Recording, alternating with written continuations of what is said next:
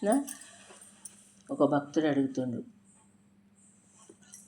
నేను ఇంతకుముందు ఒకసారి దర్శించాను, కానీ అది మంచి ముహూర్తం కాదు. మంచి ముహూర్తంలో దర్శనం చేయని వారికి మంచి ఫలితం ఉండదని చాలామంది వాళ్ళ అభిప్రాయాన్ని తెలియజేశారు. మహారాజ్ అంటుండు, బాబు అవన్నీ మేము నమ్మము. భగవంతుని దర్శిస్తున్నావు, మళ్ళీ దానికి కూడా మంచి ముహూర్తము దుర్ముహూర్తం ఏమిటి? అన్ని కాలములు మంచివే. భగవంతుని దర్శిస్తే చెడు సమయం కూడా మంచిదవుతుంది. భగవంతుడు ఎప్పుడు మంగళమయుడు.